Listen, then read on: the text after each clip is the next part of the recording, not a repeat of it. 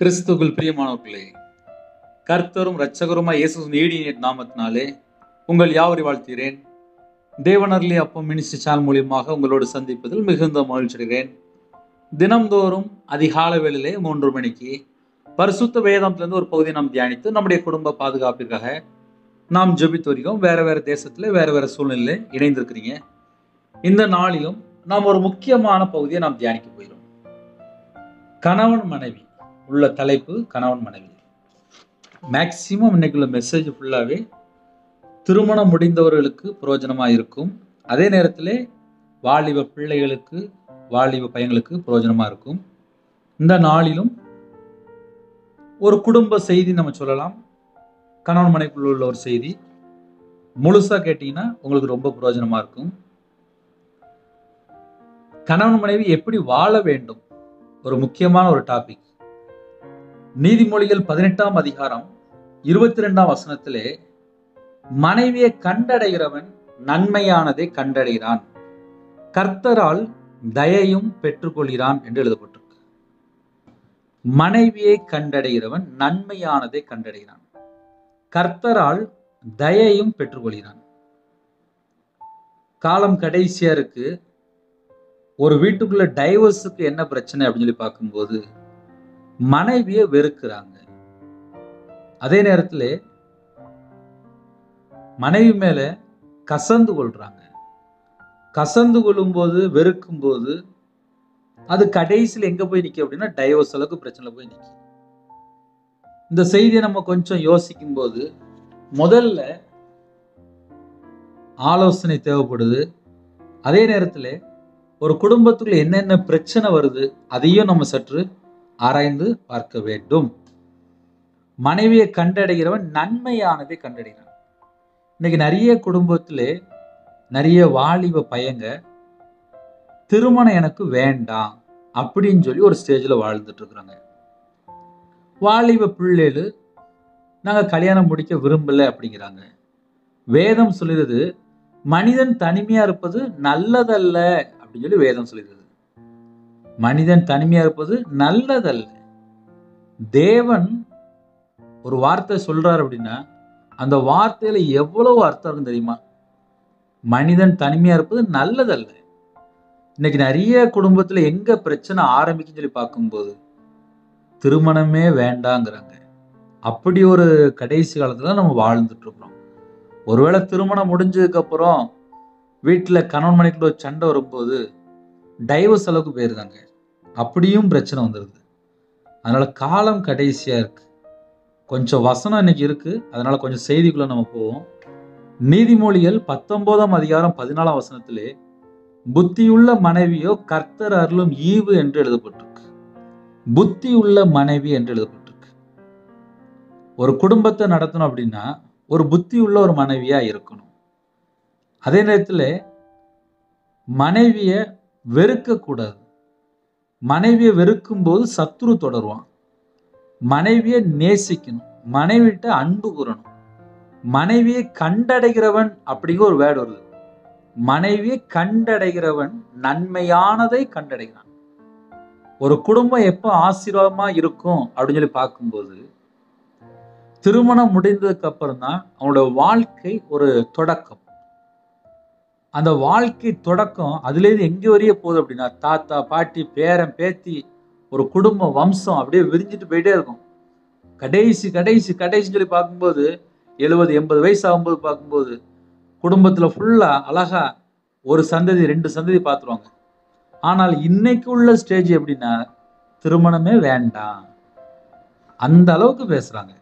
அப்ப இப்படி ஒரு காலத்தை தான் நம்ம வாழ்ந்துட்டு இருக்கிறோம். எனக்கு தெரிந்த நிறைய குடும்பம் உண்டு. அதெல்லாம் சொன்னா நிறைய கதை மாதிரி போயிட்டு இருக்கும். செய்தி கொஞ்சம் ஆழமா இருக்கு. அதனால நம்ம செய்திக்குள்ள போவோம்.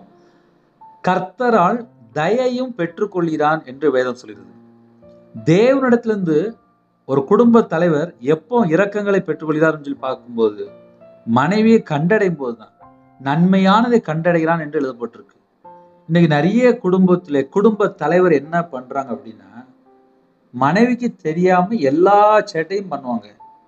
அதுக்கப்புறம் பிரச்சனை முத்திரும். அதுல எக்ஸாம்பிள் நான் ஒரு ஆள். மனைவிக்கு தெரியாம தான் நான் எல்லா சேட்டையும் பண்ணினேன். கடன் வாங்கினேன், வீடு கட்டினேன், நடு ரோட்டுக்கு வந்தேன், பல லட்சங்கள் கடன்ல மாட்டிக்கிட்டேன், மனுஷனை நம்பினேன், ஏமாந்தேன், விக்கிரத்துக்கு பணம் கொடுத்தேன், மாந்திரியத்துக்கு பணம் கொடுத்தேன். யாருக்குமே தெரியாது, மனைவிக்கு சுத்தமா தெரியாது.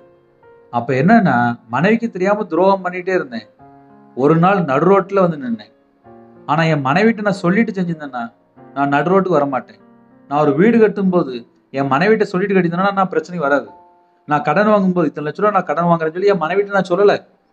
ஆனா மனைவிக்கு தெரியாம எல்லாம் செஞ்சு முடிச்சிட்டு 1 வருஷம் 2 வருஷம் கழிச்சு பார்க்கும்போது கடன் கடன் கடன் கடன், நகை கடன், அப்புறம் வியாபாரத்தில் உள்ள கடன், அப்புறம் வீடு கட்டின கடன், அப்புறம் கைமாத்து வாங்கின கடன், சொந்தக்காரன்ட்ட வாங்கினது, அப்புறம் ஃபைனான்ஸ்ல வாங்கினது, இப்படி ஏகப்பட்ட கடன். பிரச்சனை எங்க ஆரம்பிச்சுன்னு சொல்லி பார்க்கும்போது, மனைவி கிட்ட ஐடியா கேட்காம, மனைவிட்ட ஒரு ஆலோசனை மாதிரி எதுவும் கேட்காம, மனைவிக்கு தெரியாம, மனைவியை கண்டடைகிறவனே நன்மையானதே கண்டடைகிறான்னு சொல்லி போட்டிருக்கு. மனைவிக்கு தெரியாம யாரெல்லாம் எங்கெல்லாம் சேட்டை பண்றாங்களோ அது ஒரு நாள் வெளியில வரும். அந்த பிரச்சனை அதிகமா இருக்கும். ஆனா மனைவிட்ட அன்பு கூர்ந்து ஒரு குடும்பத்துல வாழும்போது கர்த்தரால் தயையும் பெற்றுக்கொள்கிறான் அப்படின்னு சொல்லி வேதம் சொல்லிடுது. அப்ப கர்த்தரால் தயையும் பெற்றுக்கொள்ளணும் அப்படின்னாலே அந்த குடும்பம் எப்படி இருக்கும் அப்படின்னா, எல்லா காரியத்திலும் ஆசீர்வதிக்கப்பட்டிருக்கும். ஏன்னா மனைவியும் கண்டடைறாங்க, நன்மையானதும் கண்டடைறாங்க, கர்த்தரிடத்துல இருந்து தயவும் பெற்றுக்கொள்றாங்க. அப்போ ஒரு 3 பாயிண்ட் இருக்கு. ஒரு குடும்ப தலைவர் திருமணம் முடிக்கிறாரு, நன்மையானது பெற்றுக்கொள்றாரு, தேவனிடத்துல இருந்து இரக்கங்களை பெற்றுக்கொள்கிறார். அதே நேரத்துல வீட்டுக்கு வரக்கூடிய அந்த மனைவி புத்தியுள்ள மனைவியா இருந்துச்சு அப்படின்னா அது கர்த்தர் அருளும் ஈவு என்று எழுதப்பட்டிருக்கு. 128 சங்கீதம் 3 வசனத்திலே, உன் மனைவி உன் வீட்டு ஓரங்களில் கனிதரும் திராட்சை கொடியை போல் இருப்பாள். ஒரு குடும்ப தலைவி வீட்டுல எப்படி இருப்பாங்க அப்படின்னா, கனிதரும் திராட்சை கொடியை போல். அவங்க வீட்டுல இருந்தாலே ஆசீர்வாதம். ஒரு குடும்பத்துல எனக்கு ஒரு ஜெப குறிப்பு வந்துச்சு. நான் ரட்சிக்கப்பட்டு 12 வருஷம் ஆச்சு. நான் ஞானஸ்தானம் எடுத்து ஒரு 10 வருஷம் ஆச்சு. நானும் என் மனைவியும் நாங்க பிரிஞ்சிருக்கிறோம். நான் ஞானஸ்தானம் எடுத்துட்டேன். நான் சர்ச்சுக்கு வாரம் போறேன். ஆனா என் மனைவி இன்னும் வரமாட்டுக்கா, ஏன் அப்படின்னு சொல்லி என்கிட்ட கேட்டாரு. நான் கேட்டேன், ஞானஸ்தானம் எடுத்துட்டீங்க, சர்ச்சுக்கு போறீங்க, உங்க மனைவிட்ட போய் நீங்க பேசுனீங்களா? நான் எதுக்கு பேசணும்? அதான் ஞாயிற்றுக்கிழமை சர்ச்சுக்கு போறோம்ல, தேவன் கொண்டு வருவார்ல அப்படின்னு தான் என்கிட்ட சொன்னார். உடனே சொன்னேன், 2 பேரும் ஒருவேளை ஏதாவது நீங்க சண்டை போட்டுட்டீங்க அப்படின்னா யாராவது ஒரு ஆள் இறங்கி போகணும். நீங்க உங்க மனைவிட்ட போய் பேசுங்க, நீங்க பேசுங்க, பிரச்சனை மாறும் அப்படின்னு சொல்லி சொன்னேன். ஆனா மனைவிட்ட போய் இறங்கி பேச முடியல. இன்னைக்கு நிறைய குடும்பத்துல என்ன பிரச்சனை இருக்கு அப்படின்னா, மனைவிட்ட இறங்கி பேச முடியல. உன் மனைவி உன் வீட்டு ஓரங்களில் கனிதரும் திராட்சை கொடியை போல் இருப்பாள். இதெல்லாம் எப்ப நடக்கும்? அவங்க வீட்டுக்குள்ள இருக்கும்போது தானே. இன்னைக்கு நிறைய குடும்பத்துல பிரச்சனை எங்க ஆரம்பிச்சு அப்படின்னா, மனைவி வேண்டாம்னு சொல்லி டைவர்ஸுக்குள்ள அப்ளை பண்ணிடுறாங்க. இந்த பிரச்சனை எங்க வரையும் போதும் அப்படின்னா டைவர்ஸ் வரைக்கும் அப்படி போயிட்டே இருக்கு. ஒரு குடும்பத்திலே மனைவி வீட்டுல இருந்தாதான் பிள்ளைகள் பந்தியை சுற்றிலும் ஒளிவு மர கன்றுகளை போல இருப்பார்கள். வீடு ஃபுல்லா செழிப்பா இருக்கும். ஏன்னா அவங்கதான் 3 நேரம் சமையல் பண்ணி போடுறாங்க, அவங்கதான் வீடை ஃபுல்லா பாத்துக்கிட்டாங்க. துணி துவைக்கையில இருந்து, பாத்திரம் கழுவுறதுல இருந்து, வீடை கிளீன் பண்றதுல இருந்து எல்லாமே வீடை ஃபுல்லா அவங்க தான் பாக்குறாங்க. அவங்களுக்கு நம்ம எவ்வளவு கனம் பண்றோம், எவ்வளவு மரியாதை கொடுக்குறோம். ஒரு குடும்பத்துல உள்ளவங்களுக்கு நம்ம எவ்வளவு மரியாதை கொடுக்குறோம். உன் மனைவி உன் வீட்டோரங்கள் கனிதரும் திராட்சை கொடியை போல் இருப்பாள். அவங்க அப்படிதான் இருப்பாங்க, அவங்க ஆசீர்வாதமா இருப்பாங்க. உன் பிள்ளைகள், ஏன்னா அம்மா வீட்டுல இருக்கும்போது பிள்ளையை பத்திரமா பாத்துக்குவாங்களே, உன் பிள்ளைகள் உன் பந்தியை சுற்றிலும் ஒளிவு மர கன்றுகளை போல் இருப்பார்கள். அப்போ ஒரு குடும்பமா இருந்தாதான் அந்த குடும்பம் ஆசீர்வாதம். இன்னைக்கு நிறைய வீட்டுல மனைவி வேண்டாம், அப்புறம் இஷ்டம் போல வாழ ஆரம்பிச்சிருவாங்க. பெரிய பிரச்சனை வந்துடும். ஓசியா 8:3 அழகா எழுதப்பட்டிருக்கு, இஸ்ரவேலர் நன்மை வெறுத்தார்கள், சத்ரு அவர்களை தொடர்வான்னு சொல்லி எழுதப்பட்டிருக்கு. அப்ப ஒரு குடும்பத்துல எங்க பிரச்சனை ஆரம்பிச்சு சொல்லி பார்க்கும்போது, சத்ரு ஏன் தொடர்றான்? ஒரு குடும்பத்துல சத்ரு ஏன் தொடர்றான்? இஸ்ரவேலர் நன்மை வெறுத்தார்கள். ஓசியா 8:3 அழகா எழுதப்பட்டிருக்கு. ஒரு குடும்பத்துல மனைவி வந்தாலே நன்மை. அந்த மனைவிய வேண்டாங்கிறாங்களே. 33 வயசு பையன் கல்யாணம் முடிக்காம இருக்கான். என்ன சொல்லி கேட்டா, எனக்கு திருமணம் வேண்டாங்கிறான். இன்னைக்கு நிறைய குடும்பத்துல கல்யாணம் முடியாம இருக்கு. சில வீட்டுல பையங்க கல்யாணம் முடிக்க ஆசையா தான் இருக்காங்க.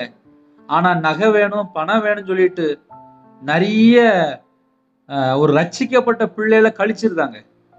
அது அந்த வீட்டுக்கு ஒரு சாபமா மாறிடும். தேவன் என்ன சொன்னாரு? மனிதன் தனிமையா இருப்பது நல்லதல்ல, ஏற்ற துணையை தேவன் தான் தருவாரு. ஆனா இன்னைக்கு எதுல பாக்குறாங்க அப்படின்னா, நகை வேணும், பணம் வேணும், படிப்பு வேணும், அழகு வேணும், அப்படி வேணும், இப்படி வேணும்னு சொல்லிட்டு பிள்ளைகளை கழிச்சுக்கிட்டே இருக்கிறாங்க. ஆக மொத்தம் பையனுக்கு வயசாகி போயிருது. 35 வயசுலாம் ஆயிட்டு 4 வருஷமா ஒரு பொண்ணை பாக்குறாங்க, கல்யாணம் முடிய மாட்டுது. 35, 36, 37 போயிட்டே இருக்கு. அப்புறம் எப்படி இருக்கும்? இஸ்ரவேலர் நன்மை வெறுத்தார்கள், மனைவியை வேண்டாங்கிறாங்க. சில வீட்டுல மனைவி வர ரெடியா இருக்கா? நகை இருக்கா, பணம் இருக்கா, இன்னும் நிறைய இருக்கா, வீட்டுக்கு நிறைய தருவாங்களா, காரு தருவாங்களா, சொந்த வீடு இருக்கா, சகல செழிப்பு இருக்கா, இப்படிலாம் பார்த்துட்டு ஒரு நல்ல வீட்டுக்கு மருமகளை கழிக்கிறாங்க. இஸ்ரவேலர் நன்மை வெறுத்தார்கள், சத்துரு அவர்களை தொடருவான்.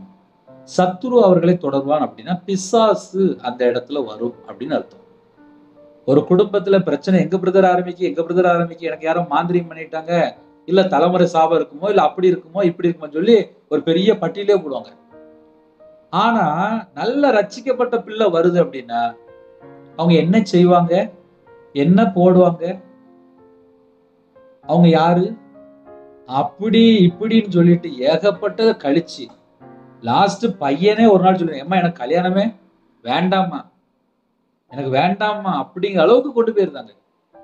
அப்ப என்ன அர்த்தம் அப்படின்னா, ஒரு குடும்பத்துல அந்தந்த வயசுல கல்யாணம் முடிச்சு தேவன் கரெக்டா கொண்டு வருவாங்க. ஆனா இவங்க வேணான்றுவாங்க. அதுல வரக்கூடிய பிரச்சனை தான் நிறைய பிரச்சனை. இஸ்ரவேலர் நன்மை வெறுத்தார்கள், சத்துரு அவர்களை தொடருவான், பிசாசு அவர்களை தொடருவான் சொல்லி எழுதப்பட்டிருக்கு. நிறைய வீட்டுல என்ன பிரச்சனை தெரியணும்ல, தெரிய மாட்டேங்குது. பிரசங்கி 9:9 அழகா எழுதப்பட்டிருக்கு.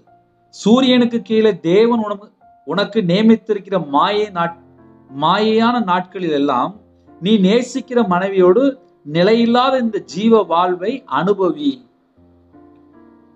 நீ நேசிக்கிற மனைவியோடு, அதுல ஒரு முக்கியமான ஒரு வேர்டு வருது, நீ நேசிக்கிற மனைவியோடு. இன்னைக்கு நிறைய குடும்பத்துல பிரச்சனை எங்க ஆரம்பிக்கு அப்படின்னா, மனைவியை நேசிக்க இல்லை.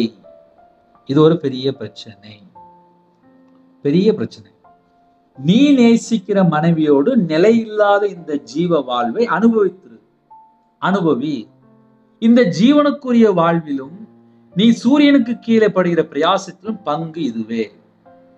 அப்ப ஒரு குடும்பத்துல பிரச்சனை எங்க ஆரம்பிக்கு அப்படின்னா, நேசிக்கிற மனைவியோடு ஒரு குடும்பத்துல வாழும் போது ஆசீர்வாதம். இன்னைக்கு மனைவியை நேசிக்க மாட்டுக்காங்க.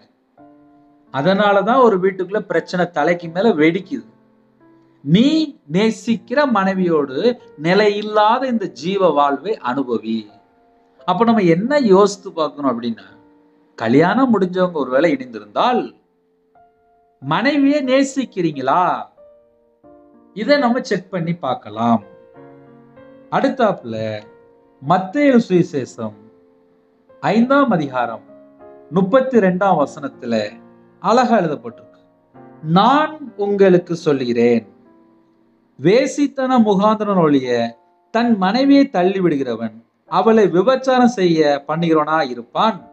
அப்படி தள்ளிவிடப்பட்டவளை விவாகம் பண்ணுகிறவனும் விபச்சாரம் செய்கிறவனா இருப்பான் என்று எழுதப்பட்டிருக்கு. விபச்சாரத்தினால அதுக்கு மட்டும்தான், வேற எதுக்குமே கிடையாது. இன்னைக்கு நிறைய குடும்பத்துல டைவர்ஸ் அளவுக்கு என்ன பிரச்சனை சொல்லி பார்க்கும்போது, வீட்டுல சின்ன சண்டை போட்டிருப்பாங்க, ஏதாவது ஒரு காரியத்துல சின்ன சின்ன பிரச்சனை வந்திருக்கும், உடனே 2 பேரும் டைவர்ஸ் அப்ளை பண்ணியிருந்தாங்க. நான் உங்களுக்கு சொல்கிறேன், வேசித்தனம் முகாந்திரன் ஒழிய, வேசித்தனத்துக்கு மட்டும்தான் அப்படின்னு போட்டிருக்கு. தன் மனைவியை தள்ளி விடுகிறவன், இன்னைக்கு மனைவி வேண்டான்னு சொல்லிட்டு கூசாம சொல்லியிருக்காங்க, நல்லா வாழ்ந்துட்டு இருப்பாங்க. இந்த பிசாசு எப்போ உள்ள வாரானோ அந்த வீட்டுக்குள்ள உடனே டைவர்ஸ் அளவுக்கு பிரச்சனை உடனே வெடிக்க ஆரம்பிச்சிடும். அப்புறம் நீ வேண்டாம் நான் வேண்டாம்னு சொல்லிட்டு வீட்டுக்குள்ள பெரிய சண்டை நடக்கும். அப்புறம் அம்மா அப்பாட்ட போகும், அப்புறம் டைவர்ஸுக்கு போகும், அப்புறம் கோர்ட்டு கேஸ் சொல்லி போட்டு அப்புறம் முடிச்சு விட்ருவாங்க. அப்ப என்ன பிரச்சனை அப்படின்னா, தன் மனைவியை தள்ளி விடுகிறவன் அவளை விபச்சாரம் செய்ய பண்ணுகிறவனா இருப்பான். மனைவி யாரெல்லாம் தள்ளி விடுறாங்களோ கணவரை பார்த்து சொல்றாரு, உன் மனைவி நீ அனுப்பி விட்டுட்டலப்பா, விபச்சாரம் செய்ய அனுப்பி விட்டுட்ட அப்படிங்கிறது. அப்ப அந்த அளவுக்கு பைபிள் வசனம் கடினமா இருக்கு. ஆனா நம்ம வாழ்க்கையில யாரெல்லாம் கல்யாணம் முடிச்சுன்னு செய்தி கேட்குறீங்களோ மனைவிட்ட அன்பு கூற அழைக்கப்பட்டிருக்கணும். அதுதான் முதல்ல சொன்னேன். இன்னைக்கு குடும்ப செய்தி, கணவன் மனைவிக்குள்ள செய்தி, வாலிப பிள்ளைகளின் செய்தி கேட்கலாம், வாலிப பையன் செய்தி கேட்கலாம். 1 கொரிந்தியர் 7ஆம் அதிகாரம் 2ஆம் வசனத்திலே, ஆகிலும் வேசித்தனம் இராதபடிக்கு அவனவன் தன் தன் சொந்த மனைவியையும் அவளவள் தன் சொந்த புருஷனையும் உடையவர்களா இருக்க வேண்டும். வேசித்தனம் இராதபடிக்கு, அதுல ஒரு வேர்டு வருது, வேசித்தனம் இராதபடிக்கு அவன் அவன் தன் சொந்த மனைவியையும். ஒரு குடும்பத்துக்குள்ளே விபச்சார ஆவி வரக்கூடாது, அந்த எண்ணங்கள் வரக்கூடாது, அந்த சிந்தனை வரக்கூடாது அப்படின்னா தன் சொந்த மனைவியையும் அவள் தன் சொந்த புருஷனையும் உடையவர்களா இருக்க வேண்டும். இன்னைக்கு நிறைய குடும்பத்துல என்ன பண்றாங்க அப்படின்னா பிரிஞ்சு போய் வாழ்றாங்க. இவங்க வேற இடத்துல இருப்பாங்க, அவங்க வேற இடத்துல இருப்பாங்க. ஒரு 10 நாள் ஆனா கூட போன் பேச மாட்டாங்க. சில ஜப குறிப்புலாம் வரும், என் கணவர் வெளியில இருக்காரு, போனை ஆஃப் பண்ணி வச்சுட்டாரு, 2 மாசமாச்சு, பேச முடியல, அவர் எப்படி இருக்காருன்னு தெரியல. சில குடும்பத்துல தாய்மாரெல்லாம் கண்ணீர் வடிச்சிருவாங்க. அப்ப என்ன அர்த்தம் அப்படின்னா கணவன் மனைவிக்குள்ள ஒரு பிரிவினை. அந்த பிரிவினை எங்கேருந்து வருது, எப்படி வருதுன்னு சொல்லி பார்க்கும்போது கொஞ்சம் வேலைக்காக வெளியில போயிடுவாங்க, பணம் சம்பாதிக்க போயிடுவாங்க. வெளியில போன இடத்துல பல மாசமாக இல்ல பல நாட்களாக பேசாம வாழ்ந்துட்டு இருப்பாங்க. கணவன் மனைவி ஐக்கியமா இருக்க வேண்டும். வேதம் நமக்கு அதைத்தான் கற்று தருகிறது. அவனவன் தன் சொந்த மனைவியையும் அவளவள் தன் சொந்த புருஷனையும் உடையவர்களாய் இருக்க வேண்டும். உடையவர்களாய், அந்த வேர்டை நீங்க நல்லா நோட் பண்ணிக்கணும். அப்படி இருந்தா மட்டும்தான் வேசித்தனம் இருக்காது. அடுத்தாப்புல கொலோசியர் 3ஆம் அதிகாரம் 18, 19 ஆகிய வசனங்கள். மனைவிகளே, கர்த்தருக்கேற்றபடி உங்கள் புருஷருக்கு கீழ்ப்படியுங்கள். அந்த வேர்டை நீங்க நல்லா கவனிக்கணும். மனைவிகளே, கர்த்தருக்கு ஏற்கும்படி உங்கள் புருஷருக்கு கீழ்ப்படியுங்கள். இன்னைக்கு நிறைய வீட்டுல டைவர்ஸுக்கு பிரச்சனை என்னன்னு சொல்லி பார்க்கும்போது உண்மையிலே நம்ம கொஞ்சம் யோசிச்சே பார்க்கலாம். கணவருக்கு கீழ்ப்படிந்தால் 90% பிரச்சனை ஆஃப் ஆயிரும். அதுல ஒரு முக்கியமான ஒரு வேர்டு வந்திருக்கு, கர்த்தருக்கு ஏற்கும்படி. வேதத்துல நமக்கு எப்படிலாம் வாழணும்னு சொல்லியிருக்காரோ அதன்படி புருஷருக்கு கீழ்ப்படியுங்கள். அப்ப ஒரு குடும்பத்திலே கணவருக்கு கீழ்ப்படின்னு சொல்லி ஒரு சட்டம் இருக்கு. கர்த்தருக்கு ஏற்கும்படி, கர்த்தர் நம்மளை எப்படிலாம் வாழ சொன்னாரோ அதன்படி புருஷருக்கு கீழ்ப்படியுங்கள். அதே போல புருஷர்களே உங்கள் மனைவிகளில் அன்பு கூறுங்கள். இப்ப நிறைய வீட்டுல என்ன நடக்கு அப்படின்னா வேற யார்கிட்டயோ போய் அன்பு கூறுறாங்க, மனைவிட்ட அன்பு கூறலை. இது ஒரு பெரிய பிரச்சனை. நிறைய வீட்டுல இதான் நடக்கு. ஒரு குடும்பத்துல ஒரு ஜபகுறிப்பு வந்துச்சு, எனக்கு கல்யாணம் முடிஞ்சு 2 வருஷம் ஆச்சு, என் கணவர் என்கிட்ட பேச மாட்டேக்காரு, வீட்டுக்கு வராரு 6 மணி இல்லை 8 மணிக்குள்ள வந்துருவாரு, அவர் தூங்க 2 மணி ஆகும், நான் தான் சாப்பாடு போட்டு கொடுக்கேன், நான் தான் ட்ரெஸ்ஸு துவைச்சி போடுறேன், காலையில் தூங்கி எழுந்திரிச்சாலும் என்கிட்ட பேச மாட்டாரு, நைட்டு வீட்டுக்குள்ள வருவார், செல்ஃபோன் எடுப்பார், வீடியோ காலில் யார்கிட்டயோ பேசிட்டு இருக்கிறாரு, நான் பக்கத்தில் போனால் அந்த வீடியோ காலை ஆஃப் பண்ணி வச்சிருந்தாரு, எனக்கு ரொம்ப பயமா இருக்கு, என் கணவர் என்னைய விட்டு தள்ளி தள்ளி போயிட்டு இருக்காரு, வேற யார்கிட்டயோ தொடர்பு கொள்றாரு அப்படின்னு ஒரு ஜெப குறிப்பு. புருஷர்களே உங்கள் மனைவிகளில் அன்பு கூறுங்கள். மனைவிட்ட அன்பு கூர்ந்தா அந்த வீட்டுல எந்த ஒரு பிசாசும் வராது. அவர்கள் மேல் கசந்து கொள்ளாதிருங்கள். ஏன் கசந்து கொள்றாங்க நம்ம கொஞ்சம் யோசித்து பார்ப்போமே. இப்ப நிறைய வீட்டுல கசந்து கொள்றாங்க. ஏன் கசந்து கொள்றாங்க? கணவர் கஷ்டப்பட்டு வேலை பார்த்துட்டு வீட்டுக்கு வருவாரு. எங்க வீட்டுக்கு வந்த உடனே சமையல் பண்ணிருக்கவே மாட்டாங்க, ஹோட்டல்ல சாப்பிடலாமா அப்படிம்பாங்க. நிறைய வீட்டுல நடக்கும். முடிஞ்ச அளவுக்கு யாரெல்லாம் வீட்டுல இருக்கிறீங்களோ வீட்டில் சமையல் பண்ணினால் ஆரோக்கியமாக இருக்கும், தேவையில்லாத வீண் செலவு வராது. அதில் ஏதோ ஒன்று சேர்க்கலாம், ஒரு பொருள் வாங்கலாம். அவர்கள் மேல் கசந்து கொள்ளாதிருங்கள். கசந்து கொள்ற அளவுக்கு ஏதாவது வீட்டில் ஒரு காரியம் இருக்கான்னு சொல்லி தாய்மார்கள் யோசித்து பார்க்கணும். அதே நேரத்தில் தேவையில்லாமல் மனைவியை கசந்து கொள்ளக்கூடாது. இப்ப நிறைய வீட்டில் ஏன் கசந்து கொள்றாங்க அப்படின்னா, வீட்டில் வரும்போது கணவரும் செல்போன் பார்த்துட்டு இருப்பாங்க, மனைவியும் செல்போன் பார்த்துட்டு இருப்பாங்க. இவங்க 2 பேருக்குள்ளேயே ஒரு ஐக்கியம் இல்லை. இல்ல வீட்டில் நாடகம் பார்த்துட்டு இருப்பாங்க, இல்ல படம் பார்த்துட்டு இருப்பாங்க, இல்ல செல்போன் ஏதாவது பார்த்துட்டு இருப்பாங்க. பிள்ளைகள் பார்த்தா கேம் விளையாண்டுட்டு இருக்கும், வீடு பார்த்தா குப்பையா இருக்கும், சமையல் பார்த்தா பண்ணிருக்க மாட்டாங்க, ஹோட்டல்ல வாங்கிட்டு வரீங்களா அப்படிம்பாங்க. அப்ப என்ன அர்த்தம் அப்படின்னா, ஒரு குடும்பத்திலே என்னென்ன சட்டம் ஃபாலோ பண்ணணுமோ எல்லாமே ஃபாலோ பண்ணணும். ஏன்னா நிறைய குடும்பத்துல அதனால சில குடும்பத்துல பிரச்சனைகள் வருது. கசந்து கொள்ளாதீர்கள் சொல்லி கணவருக்கு ஒரு ஆலோசனையாக எழுதப்பட்டிருக்கு. எபேசியர் 5ஆம் அதிகாரம் 28ஆம் வசனத்திலே, அப்படியே புருஷர்களும் தங்கள் மனைவிகளை தங்கள் சொந்த சரீரங்களாக பாவித்து, அந்த வேடை நீங்க நல்லா கவனிக்கணும். புருஷர்களும் தங்கள் மனைவிகளை தங்கள் சொந்த சரீரங்களாக பாவித்து. ஒரு கணவர் தன் மனைவியை எப்படி பாவிக்கணுமா? சொந்த சரீரமாக. இது ஏன் மனைவி, இது ஏன் மனைவி அப்படின்னு சொல்லி சொந்த சரீரமாக பாவித்து அவர்களில் அன்பு கூற வேண்டும். அப்படி நம்ம நினைச்சா மட்டும்தானே அன்பு கூற முடியும். தன் மனைவியில் அன்பு கூறுகிறவன் தன்னில் தானே அன்பு கூறுகிறான்.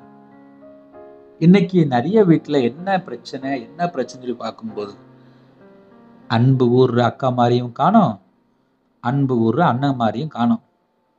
ஒரு வீட்டுக்குள்ள போயாச்சு அப்படின்னா இந்த பாம்பும் கீரிபிள்ளையும் அப்படிம்பாங்க, ஒரே சண்டை தான் இருக்கும். வீட்டுக்குள்ள இந்த பக்கம் ஒரு சண்டை, அந்த பக்கம் ஒரு சண்டை. சில நேரத்தில் கெட்ட வார்த்தை, சில நேரத்தில் வீட்டில் ஏதாவது எடுத்து டம்மு டம்மு டம்மு டம்முன்னு அந்த அளவுக்கு பிரச்சனைலாம் ஓடிட்டு இருக்கும். ஒரு வீட்டில் கசந்து கொள்ளும் போது ஒரு எரிச்சலின் ஆவி, ஒரு கோபம், வைராக்கியம், பகை, அதுக்கப்புறம் அந்த வீட்டுக்குள்ள எப்படி சமாதானம் இருக்கும்? நிறைய வீட்டுல ஜெப குறிப்பு வரும்போது, எங்க வீட்டுல நிம்மதியே இல்லை, எங்க வீட்டுல சமாதானமே இல்லை, எங்க வீட்டுல ஒரே பிரச்சனையா இருக்கு அப்படிம்பாங்க. எதுக்கு? சாயங்கால நேரத்துல வீட்டுல வரீங்க, வீட்டுல வந்தோடனே வீட்டுக்குள்ள எல்லா வேலையும் முடிஞ்சுட்டா முதல்ல செக் பண்ணி பாருங்க. காலையில தூங்கி எழுந்திரிச்சோடனே அவங்கவுங்களுக்குள்ள வேலையை அவங்கவுங்க பண்ணுங்க.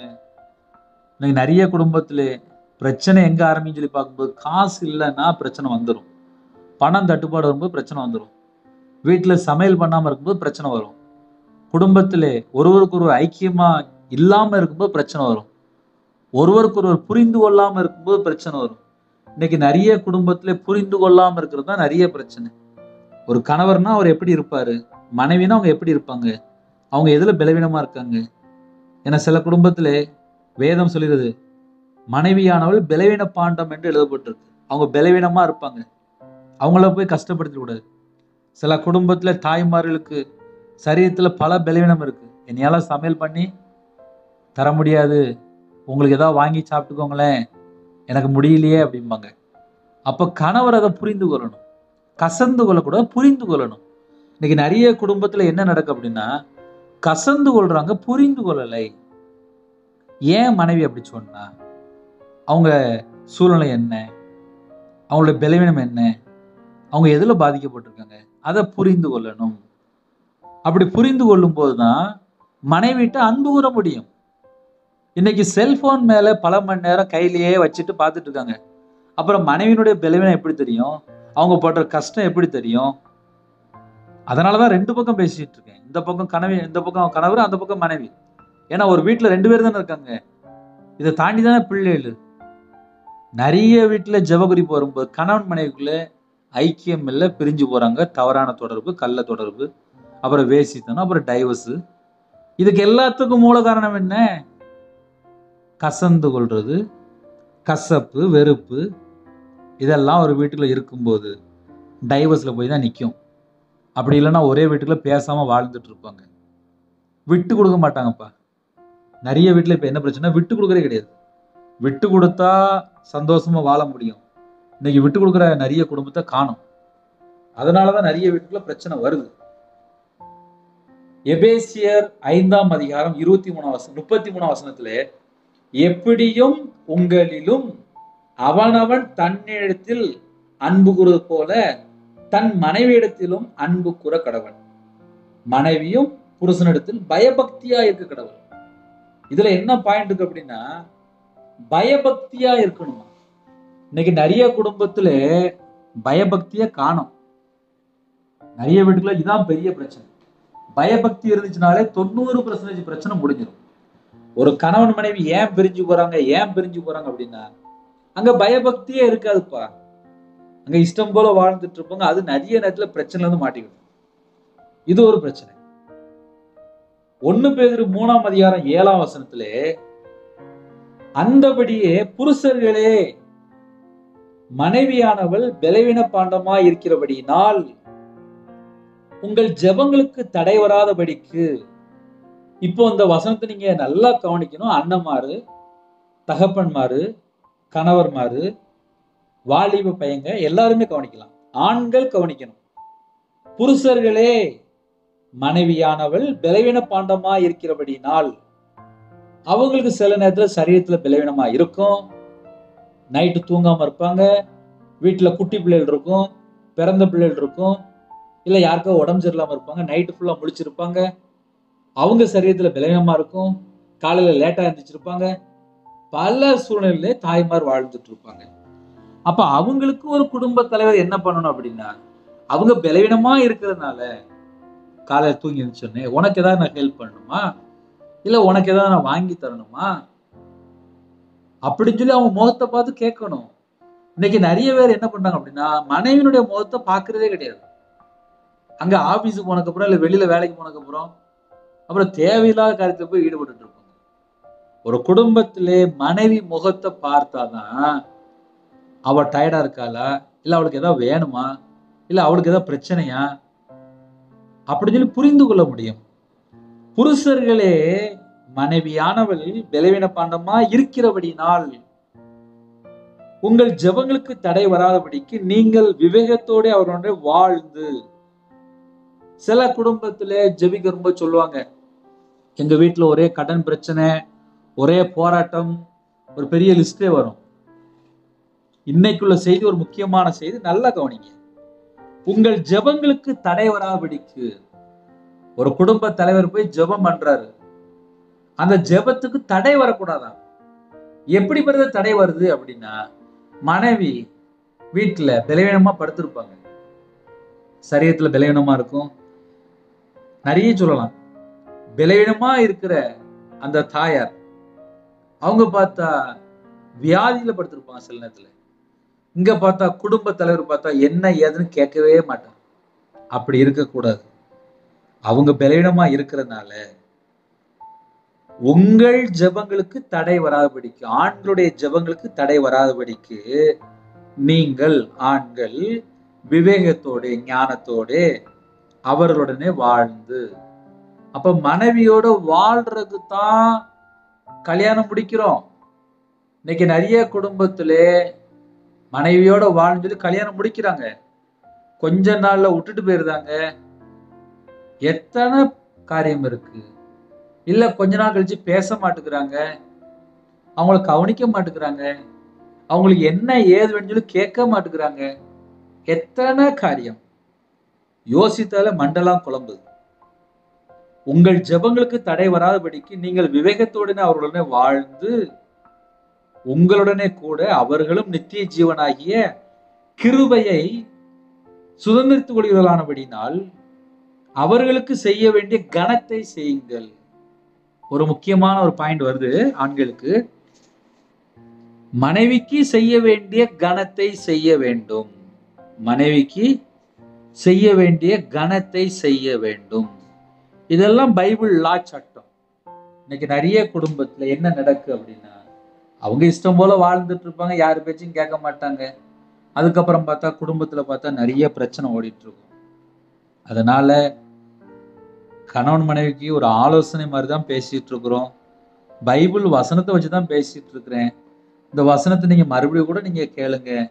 வசனத்தோட இருப்பிடம்லாம் அழகா எழுதியிருக்கேன். இந்த செய்தி பிரயோஜனமா இருந்தா யாராவது வீட்டுல பிரச்சனையா இருக்கா அவங்களுக்கு கூட முடிஞ்சா ஷேர் பண்ணுங்க. ஒரு ஊழியம் பண்ணுங்க. ஒரு ஆத்துமா ரட்சிக்கப்படும், ஒரு குடும்பம் ரட்சிக்கப்படும். இன்னும் கூட சில வசனம் இருக்கு, வேக வேகமா சொல்லி முடிச்சிருந்தேன். புருஷன் தன் மனைவிக்கு செய்ய வேண்டிய கடமை செய்ய கடவன். 1 கொரிந்தியர் 7ஆம் அதிகாரம் 3, 4 ஆகிய வசனங்கள். புருஷன் தன் மனைவிக்கு செய்ய வேண்டிய கடமை. இப்போ என்ன சொல்றாரு அப்படின்னா, கடமை. ஒரு கணவர் தன் மனைவிக்கு செய்ய வேண்டிய கடமையை செய்ய வேண்டும். அதே போல மனைவிக்கு இருக்க அடுத்த பின்னாடி வருது, அப்படியே மனைவியும் தன் புருஷனுக்கு செய்ய கடவுள். அப்படின்னா என்ன அர்த்தம் அப்படின்னா, புருஷன் எப்படி தன் மனைவிக்கு செய்ய வேண்டிய கடமை செய்யறாங்களோ அதே போல அடுத்தாப்புல மனைவியும் கணவருக்கு என்னென்ன கடமை செய்யணுமோ அதையெல்லாம் செய்யணும்னு சொல்லி போட்டிருக்கு. மனைவியானவள் தன் சுய சரீரத்துக்கு அதிகாரி அல்ல, புருஷனே அதற்கு அதிகாரி. அப்படியே புருஷனும் தன் சுய சரீரத்துக்கு அதிகாரி அல்ல, மனைவியே அதற்கு அதிகாரி. அப்படின்னா என்ன அர்த்தம் அப்படின்னா, 2 பேரும் ஒரே சரீரம். 2 பேரும் ஒரே சரீரம். இப்ப நான் இருக்கிறேன், என் மனைவிக்கு ஏதாவது ஒரு பிரச்சனை நான் தான் போய் பார்க்கணும். எனக்கு ஏதாவது பிரச்சனை அப்படின்னா முதல்ல மனைவி தான் வந்து நிற்பா. நான் கல்யாணம் முடிஞ்சதுக்கு அப்புறம் ஒரு 15 நாள்ல உடம்பு சரியில்லாம ஆஸ்பத்திரியில போய் படுத்துட்டேன். 10 நாள் கிட்ட நான் ஹாஸ்பிட்டல்ல இருந்திருப்பேன். அதுக்கப்புறம் நான் கிட்டத்தட்ட ஒரு மாசம் நான் ரெஸ்ட் எடுத்திருப்பேன். கிட்டத்தட்ட ஒரு 1.5 மாசம் அதிலே போயிட்டு. இந்த 1.5 மாசம் என் கூட யார் இருந்திருப்பா? ஹாஸ்பிட்டல்ல யார் இருந்திருப்பா? என் ரூம்ல யார் இருந்திருப்பா? எனக்கு சாப்பாடு யார் கொடுத்திருப்பா? யோசித்து பாருங்க, மனைவி. அதே போல மனைவிக்கு ஒரு பலவீனம் வருது அப்படின்னா அந்த இடத்துல யார் நிக்கணும்? ரவிராஜ் தான் நிக்கணும், புருஷன் தான் நிக்கணும். அப்ப எனக்கு ஒரு பிரச்சனைனா அவங்க வராங்க, அவங்களுக்கு ஒரு பிரச்சனைனா நாங்க போய் நிக்கணும். சரி, அடுத்த பாயிண்ட் சொல்றேனே, நான் வியாபாரத்துல கஷ்டப்பட்டு நான் நடு ரோட்டுக்கு வந்துட்டேன் 2016ல. ரொம்ப கடன், முடியல, கடன்ல கஷ்டப்பட்டு நடு ரோட்டுக்கு வந்துட்டேன். சொந்த ஊரை விட்டு நான் போறேன், அழுதுட்டே போறேன். ஆனா என் கூட யார் வந்தா? என் மனைவி மட்டும்தான் வந்தா, வேற யாரும் வரல. என் பிள்ளை, அவ்வளவுதான். சொந்த தேசத்தை விட்டு நாங்க புறப்பட்டு போறோம். கடைசி வரிய கூட வருது யாருன்னா மனைவி. அதே நேரத்துல மனைவிக்கு ஏதாவது ஒரு பிரச்சனை அப்படின்னா அந்த இடத்துல யார் இருக்கணும்? கணவர் தான் இருக்கும். எபேசியர் 5ஆம் அதிகாரம் 31ஆம் வசனத்திலே, இது நிமித்தம் புருஷன் தன் தகப்பனையும் தன் தாயையும் விட்டு தன் மனைவியுடன் இசைந்து இருவரும் ஒரே மாம்சமா இருப்பார்கள். கல்யாணம் முடிஞ்சதுக்கு அப்புறம் என்ன பிரச்சனை வருது அப்படின்னா, தனியா வாழணும்னு நினைப்பாங்க, தனி குடும்பமா போகணும்னு நினைப்பாங்க. இப்போ நிறைய வந்துட்டு கல்யாணம் முடிஞ்சதுக்கு அப்புறம் அடுத்த ஒரு குடும்பம் ஃபார்ம் ஆகுது. குடும்பத்துக்குள்ள அடுத்த ஒரு சந்ததி, அடுத்த ஒரு வம்சம் அப்படியே ரெடி ஆயிட்டே இருப்பாங்க. எப்படி வாழணுமோ ஒரு குடும்பத்துல அப்படி வாழ்ந்துக்கணும். ஏன்னா ஒவ்வொரு குடும்பத்துல ஒவ்வொரு சூழ்நிலை. இப்ப கல்யாணம் முடிக்கும் போதே எவ்வளவு நகை தருவீங்க, எவ்வளவு பணம் தருவீங்க, எவ்வளவு இன்னும் பீரோல கட்டில் இப்படி சொல்லி ஒரு பெரிய லிஸ்டே வரும். இதெல்லாம் கேட்குறாங்கல்ல. அப்ப கல்யாணம் முடிச்சு வர்றவங்க அவங்களும் சில இது கேட்பாங்க. இப்ப அப்படிலாம் பிரச்சனை வந்துருது. தேவன் ஒரு மனிதன் தனிமையா இருப்பது நல்லதல்ல அப்படின்னாரு. ஆனா இன்னைக்கு திருமணங்க பேர்ல பல லட்சங்கள், அப்புறம் நகை, அப்புறம் பொருள், அப்புறம் வண்டி, காரு, ஃப்ளைட்டு, இப்படி நிறைய போயிட்டே இருக்கு. இப்படிலாம் நடக்கு. அதனால திருமணம் முடிந்ததுக்கு அப்புறம் அவர்கள் இருவரும் ஒரே மாம்சமா இருப்பார்கள். அதுதான் நமக்கு உள்ள பாயிண்ட். மற்றது எல்லாமே உலகத்துக்குள்ள காரியம். ஆவிக்குரிய பிள்ளைகள் எப்படி வாழணும் அதுதான் இன்னைக்குள்ள செய்தி. ஹல்லேலூயா. இப்ப நிறைய குடும்பத்துல டைவர்ஸ் அந்த அளவுக்கு பிரச்சனை ஓடிட்டு இருக்கு. 1 கொரிந்தியர் 7ஆம் அதிகாரம் 10ஆம் வசனம் 11ஆம் வசனம், எபேசியர் 5ஆம் அதிகாரம் 24ஆம் வசனம், இந்த 2 வசனங்களை நாம் தியானித்து நம்முடைய குடும்ப பாதுகாப்புக்காக ஜெபிப்போம். விவாகம் பண்ணி கொண்டவர்களுக்கு நான் அல்ல, அதாவது கல்யாணம் முடிந்தவர்களுக்கு நான் அல்ல, கர்த்தரே கட்டளை இடுகிறதாவது மனைவியானவள் தன் புருஷனை விட்டு பிரிந்து போகக்கூடாது. மனைவியானவள் தன் புருஷனை விட்டு பிரிந்து போகக்கூடாது. இன்னைக்கு நிறைய குடும்பத்துல என்ன நடக்கு அப்படின்னா, புருஷன் வேண்டாம் அப்படின்ட்டு சில தாய்மார்கள் பிரிந்து போறாங்க. விவாகம் இல்லாத இருக்க கடவுள், அல்லது புருஷனோட ஒப்புரவாக கடவுள். புருஷனும் தன் மனைவியை தள்ளிவிடக் கூடாது. 2 பாயிண்ட் இருக்கு. ரெண்டுமே நான் மறுபடியும் சொல்லிடுறேன். முதல் பாயிண்ட், மனைவியானவள் தன் புருஷனை விட்டு பிரிந்து போகக்கூடாது. இது மனைவிக்குள்ள ஒரு ஆர்டர். 2வது ஆர்டர், புருஷனும் தன் மனைவியை தள்ளிவிடக் கூடாது. ஒரு டைவர்ஸுக்கு எது பிரச்சனை ஆகுது அப்படின்னா, மனைவியானவள் தன் புருஷனை விட்டுட்டு சில நேரத்துல பிரிஞ்சு போறேன் அப்படிம்பாங்க. சில நேரத்துல புருஷனும் தன் மனைவியை விட்டுட்டு நான் பிரிஞ்சு போறேன் அப்படிம்பாங்க. அதுதான் அங்க வரக்கூடாது. எபேசியர் 5ஆம் அதிகாரம் 24ஆம் வசனத்திலே, கிறிஸ்துவுக்கு கீழ்ப்படிவது போல மனைவிகளும் தங்கள் சொந்த புருஷர்களுக்கு எந்த காரியத்திலேயும் கீழ்ப்படிய வேண்டும். அதுல ஒரு வேர்டு வருது, எந்த காரியத்திலேயும். கிறிஸ்துவுக்கு கீழ்ப்படுகிறது போல, அந்த வேர்டு ரொம்ப முக்கியம். எப்படி நம்ம கையில பைபிள் எடுத்து வாசித்து பார்த்து எப்படி மனம் திரும்பிட்டு இருக்கிறோமோ, கிறிஸ்துவுக்கு கீழ்ப்படுகிறது போல மனைவிகளும் தன் சொந்த புருஷர்களுக்கு எந்த காரியத்திலே, கிறிஸ்துவுக்கு நம்ம எப்படி கீழ்ப்படுகிறோமோ அதே போல கணவருக்கு எந்த காரியத்திலும் கீழ்ப்படிய வேண்டும், கீழ்ப்படிந்து இருக்க வேண்டும். அது ஒரு முக்கியமான வேர்டு, கீழ்ப்படிந்து இருக்க வேண்டும். கிறிஸ்துவுக்குள் பிரியமானவர்களே, இன்னைக்குள்ள வேத பகுதி நம்ம தியானிக்கும் போது நம்ம நிறைய காரியங்களை கற்றுக்கொள்ளலாம். கணவன் மனைவிக்கு ஊடல யாரும் வரக்கூடாது. அதே நேரத்தில் அன்பு கூறணும். கசப்பு வேண்டாம், வெறுப்பு வேண்டாம், பிரிஞ்சு போகக்கூடாது, உண்மையா வாழணும். மனைவிட்டு அன்பு கூறல அப்படின்னு சொன்னாலே சத்ரு வந்துடும். மனைவியை நேசிக்கணும் அப்படின்னு சொல்லி போட்டிருக்கு. ஒரு வீட்டில் மனைவி இருந்தா அந்த குடும்பம் செழிப்பா இருக்கும். உன் மனைவி உன் வீட்டோரங்களில் கனிதரும் திராட்சை கொடியை போல் இருப்பாள் அப்படின்னு எழுதப்பட்டிருக்கு. ஒரு வீட்டில் மனைவி இருந்தால் நன்மையானதை கண்டடைகிறான். கர்த்தரிடத்தில் தயையும் பெற்றுக்கொள்கிறான். தேவனிடத்திலிருந்து இரக்கங்களை பெற்றுக்கொள்ளணுமா, தயவை பெற்றுக்கொள்ளணுமா, கிருபை பெற்றுக்கொள்ளணுமா, மனைவிட்டு அன்பு கூறணும். சொந்த சரீரமாக பாவித்து அன்பு கூறணும். அதே போல 2 பேருமே அன்பு கூறணும். எந்த ஒரு காரியத்திலுமே பிரிஞ்சு போக கூடாது. அதே போல ஜெபங்களுக்கு தடை வராதபடிக்கு மனைவிக்கு கொடுக்க வேண்டிய கனத்தை கொடுத்து அவங்களுக்கு செய்ய வேண்டிய கடமை செய்ய வேண்டும். அதே போல மனைவியும் கணவருக்கு செய்ய வேண்டிய கடமைகளை கண்டிப்பாக செய்ய வேண்டும். எக்காரணத்தை கொண்டும் பிரிந்து போக கூடாது. குடும்பமாக இணைந்து வாழ வேண்டும். எல்லா காரியத்திலுமே கிறிஸ்துவுக்குள் நம்ம எப்படி கீழ்ப்படுகிறோமோ அதே போல சொந்த புருஷருக்கு நம்ம கீழ்ப்படிய வேண்டும். ஹல்லேலூயா. இது போக 1 பேதுரு 3ஆம் அதிகாரம் 1 - 6 ஆகிய வசனங்கள் இருக்கு. அது நம்ம எல்லாருக்கும் தெரிந்த வசனம் தான்.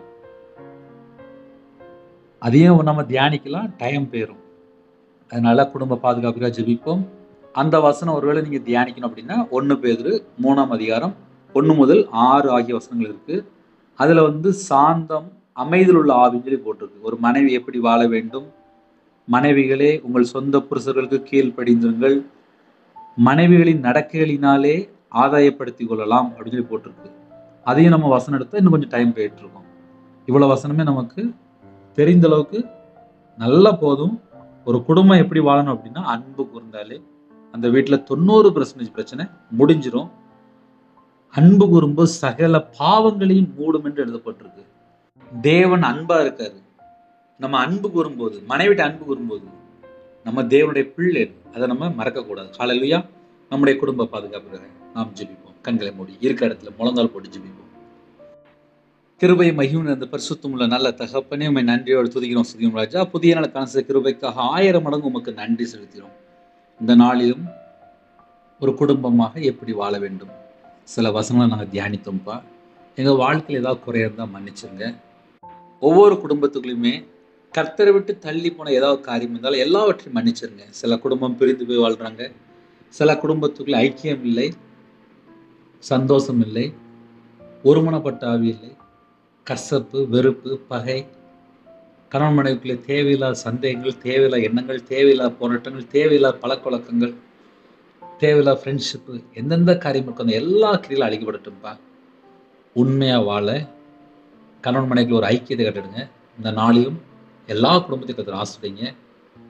அதிக அளவில் இணைந்திருக்காங்க. புதிய நாளுக்கான சில கிருபைக்காக நன்றி. எந்தெந்த தேசத்துக்குள்ள இணைந்திருக்காங்களோ எல்லா குடும்பத்தையுமே கர்த்தர் ஆசீர்வதிங்க. சகல குடும்பமும் கர்த்தராகிய இயேசு நாமத்தினாலே ஆசீர்வதிக்கப்படட்டும். பரிசுத்தப்படுத்தி ஆசீர்வதிங்க. உம்முடைய கிருபையால் நிரப்புங்க. ஜெப அபிஷேகத்தாங்க. பரிசுத்தத்தால் நிரப்புங்க. ஆவிக்குரிய 9 கனிகளினாலும் ஆவிக்குரிய 9 வரங்களால் நிரப்புங்க. எல்லா குடும்பத்தையும் கர்த்தர் கரம் தொட்டு ஆசீர்வதிங்க. கற்பத்தினிக்கா ஜெபிக்கிறங்க. மாசமா இருக்காங்க. சில குடும்பத்திலே திருமண நாளுக்காக ஜெபிக்கிறாங்க. எல்லா குடும்பத்தையும் உம்முடைய கரத்துல அர்ப்பணிக்கிறோம். எல்லா குடும்பமும் பலுகி பெருகணும்ப்பா. கர்த்தர் ஆசீர்வதிங்க. சில குடும்பத்திலே மாசமா இருக்காங்க, டெலிவரி கொடுக்குறாங்க. கர்த்தர் கூட இருங்க. யாரெல்லாம் தாழ்த்துறவங்களோ, பிள்ளைகளுக்கு வயசு அதிகமாயிட்டு போகுது, எல்லா தடையெல்லாம் நீக்கி கர்த்தர் வாசல் திறந்தாங்க. சில குடும்பத்திலே திருமணம் முடிந்ததுக்கு அப்புறம் தேவையில்லாத பிரச்சனைகள்ப்பா, இந்த எல்லாவற்றையும் மாற்றி ஆசீர்வதிங்க. மதுபான அடிமையில் இருக்காங்க, விக்கிரக வழிபாடுல இருக்காங்க, மாந்திரிகம், புள்ளி சுமி, ஏவல்ல கட்டப்பட்ட நிலைமை, இந்த எல்லா செத்த கிரியில் அழிவிடட்டும்ப்பா. ஒவ்வொரு குடும்பத்துக்குமே தேவ சமாதானம் உண்டாட்டும். தேவையில்லை கள்ள தொடர்பு, தேவையில்லை எண்ணங்கள், தேவையில்லை செத்த கிரியில் எல்லாம் அழிக்கப்படட்டும். கர்த்தர் பொறுப்படுத்துங்க. உங்க நாம மையப்படட்டும். உமக்கு பிரியமானபடி வாழ என்னுடைய ஆவி, ஆத்மா, சரீரம் எல்லாவற்றையும் அர்ப்பணிக்கும் ராஜா. உங்களோட ரத்த கொட்டைகளை வேலை அடைத்து மூடி மறைத்து எல்லா குடும்பத்தையும் பாதுகாத்துக் கொள்ளுங்க. எந்த குடும்பத்துல, எந்த நாட்டுல, எந்த சூழ்நிலை இருக்காங்களோ எல்லா குடும்பத்தையும் கர்த்தர் இயேசு ராஜா ஆசீர்வதிங்க. காலையில வேலைக்கு போறாங்க, கம்பெனி போறாங்க, ஆபீஸ் போறாங்க, இன்னுமாக டீச்சர் ஜெபிக்கிறாங்க, டாக்டர் ஜெபிக்கிறாங்க, நர்ஸ் ஜெபிக்கிறாங்க, காலையில வாட்ச்மேன், செக்யூரிட்டி, போலீஸ் ஆபீசர், இன்னுமாக எத்தனையோ குடும்பத்திலே அப்பா விவசாயிகள் இணைந்திருக்காங்க. காலையிலே அப்பா போட்டில் போறாங்க. எல்லா குடும்பத்தையும் உங்களுடைய கரத்துல அர்ப்பணிக்கிறோம். காலையில டிரைவிங் லைன் போறாங்க, பஸ்ல போறாங்க, கார்ல போறாங்க, ட்ரெயின்ல போறாங்க, எல்லா குடும்பத்தையும் கர்த்தருடைய கரத்துல அர்ப்பணிக்கிறோம். இந்த நாளை எங்களுக்கு ஆசீர்வதித்தாங்க. கர்த்தர் பிரியமானபடி வாழ உம்முடைய கிருபையால் நிரப்புங்க. உம்முடைய பிரசன்னத்தால் மூடுங்க. உம்முடைய வல்லமையினால் நிரப்புங்க. எல்லா குடும்பத்தையும் கர்த்தர் ஆசீர்வதிங்க. அவசர சிகிச்சையிலே பலவீனத்தோடு படுத்த படுக்கையிலே மரண தருவாயில எத்தனையோ குடும்பம் இருக்குப்பா. அந்த குடும்பத்தின எல்லா குறைகள் குற்றம் எல்லாவற்றையும் மன்னித்து கர்த்தர் மறுபடியும் ஆசீர்வதிங்க. இணைந்திருக்கிற எல்லா குடும்பத்தையும் கர்த்தர் ஆசீர்வதிங்க. அவனோட வம்சம் பழுகி பெருகட்டும். சகல குடும்பத்தையும் கர்த்தர் பொறுப்படுத்துங்க. யாரெல்லாம் அப்பா அதிக அளவில் இணைந்திருக்காங்களோ அவனோட வாழ்க்கையில கடன் பிரச்சனையாக இருந்தாலும் மாத்திட்டாங்க. குடும்பத்துக்குள்ள தேவையில்லாத பிரச்சனைகள் தான் மாத்திட்டாங்க. நிறைய குடும்பத்துல இன்னைக்கு இவ்வளவு பணம் வேணும், இஎம்ஐக்கு பணம் வேணும், குடும்பத்துல குழு இருக்கு, இன்னுமாக எத்தனையோ தேவைகள் இருக்குப்பா. சில குடும்பத்துல நகை பேங்க்ல இருக்கு, ஃபைனான்ஸ்ல கட்டணும், நிறைய தேவைகள் இருக்கு. அந்த எல்லா தேவைகள் எல்லாம் கர்த்தர் சந்திங்க. எந்த குடும்பத்திலே எந்த சூழ்நிலையில இணைந்திருக்காங்களோ எல்லா தேவையில கர்த்தர் சந்திங்க ராஜா. ஒவ்வொரு குடும்பத்தையுமே உங்களுடைய பாதங்களே தாழ்த்தி அர்ப்பணிக்கிறோம். அவங்களோட தேவைகள் எல்லாம் சம்பூர்ணமா திருப்தியா நிரப்பி ஆசீர்வதிங்க. வெளிநாட்டுல இருக்காங்கப்பா, அவங்க இருக்கிற இடத்துல பாதுகாப்பு தாங்க. அவங்க எந்த சூழல் ஜெபித்தாலும் சரி, அவங்களோட தேவைகள் எல்லாம் சத்தியப்படட்டும். சொந்த வீடு கட்டணும், இன்னுமா சொந்த வீடு கட்டிட்டு இருக்காங்க. நிறைய குடும்பத்துல நிறைய ஆசைகள். உமக்கு பிரியமானபடி எதெல்லாம் செய்யறாங்களோ எல்லாவற்றையும் ஆசீர்வதிங்க ராஜா. கர்த்தர் பொறுப்படுத்துற கடன்ல கஷ்டப்படுறாங்கப்பா, அந்த கடன் பிரச்சனைக்கு ஒரு முடிவு கொண்டு வாங்க. நிறைய குடும்பத்திலே முதியோர்கள் இருக்காங்க, ஹாஸ்டல்ல இருக்காங்க, ஹோம்ல இருக்காங்க. உங்க பிள்ளைகளுக்கு பாதுகாப்பு தாங்க ராஜா. தேவனர்லி அப்போ மினிஸ்டர்ல உங்களுடைய கரத்துல அர்ப்பணிக்கிறோம். கர்த்தர் கூட ஆசீர்வதிங்க. தேவனர்லி அப்போ மினிஸ்டர்ல உங்களுடைய கரத்துல அர்ப்பணிக்கிறோம்ப்பா. அப்பா எல்லா தேசத்திலுமே சுவிசேஷம் அறிக்கை கர்த்தர் கிருபை தாங்க. எந்த நாட்டுக்குள்ள இணைந்திருக்காங்களோ எல்லா குடும்பத்தையுமே கர்த்தர் ஆசீர்வதிங்க. பரிசுத்தவான்கள் இணைந்திருக்காங்க, இன்னுமாக மிஷினரி ஊழியத்துக்காக புறப்படுறாங்க, கிராம ஊழியத்துக்கு புறப்படுறாங்க. எல்லா குடும்பத்தோட கர்த்தர் கூட இருங்க. இந்த நாளை எங்களுக்கு ஆசீர்வதித்தாங்க. உமக்கு பிரியமானபடி வாழ என்னோட ஆவி, ஆத்மா, சரீரம், சிந்தனை, நினைவு எல்லாவற்றையும் அர்ப்பணிக்கிறோம். கவர்மெண்ட் வேலைக்காக ஜெபிக்கிறாங்கப்பா, வெளிநாட்டு போறதுக்காக ஜெபிக்கிறாங்க, இன்னுமா டிரான்ஸ்ஃபருக்காக ஜெபிக்கிறாங்க, எந்த வேலை கிடைச்சா அப்படின்னு ஜெபிக்கிறாங்க. எல்லா விதமான வாசல் கர்த்தர் திறந்தாங்கப்பா. ஜெபிக்கிற ஒவ்வொரு குடும்பத்தையும் கர்த்தர் ஆசீர்வதிங்க. தடைகளை நீக்கி ஆசீர்வதிங்க. எந்தெந்த பாவ அடிமையில கட்டப்பட்ட நிலைமை இருக்காங்களோ சிலுவையில் சின்ன ரத்தத்தினால எங்களுக்கு சமாதானத்தை உண்டாக்குனீங்க ராஜா. சிலுவையில வெற்றி சிறந்தீங்க ராஜா. ஒவ்வொரு குடும்பத்துக்கும் விடுதலை கொடுங்க. கல்வாரி அன்பினால் நிரப்புங்கப்பா. உம்முடைய கரத்தில் அர்ப்பணிக்கிறோம்ப்பா. அந்த நாளிலும் உமக்கு பிரியமானபடி வாழ எங்களோட ஆவி, ஆத்துமா, சரீரம், சிந்தனை, நினைவு எல்லாவற்றையும் அர்ப்பணிக்கிறோம். மீதியானவர்களே கர்த்தர் பொறுப்படுத்தணும். துதிகான மகிமை எல்லாம் ஒருவருக்கே செலுத்தினோம். இயேசு கிறிஸ்துவின் பிதாவே, ஆமென். தேவனுக்கே மகிமை உண்டாவதாக. கர்த்தர் தாமே உங்களை உங்கள் குடும்பத்தில் சகல காரியத்திலும் சம்பூர்ணமாக திருப்தியாக கர்த்தர் கொடுத்து ஆசீர்வதிப்பாராக. ஆமென். கர்த்தராகிய இயேசுவின் கிருபையும் பிதாவாகிய தேவனுடைய அன்பும் பரிசுத்தருடைய ஐக்கியமும் இப்பொழுதும் எப்பொழுது சதா காலங்களிலும் நம் அனைவரும் கொடுப்பதாக. ஆமென். God bless you. 9363064181 நம்பருக்கு வந்தால் நாங்கள் உங்களுக்காக குடும்பத்துக்காக ஜெபிப்போம். நீங்களும் என்னுடைய ஊழியர்களுக்காக தொடர்ந்து ஜெபிங்கள். கர்த்தர் உங்களையும் உங்கள் குடும்பத்தையும் ஆசீர்வதிப்பாராக. ஆமென். God bless you. Thanks for watching. Please subscribe our channel. Click the like and share. Click the bell. God bless you.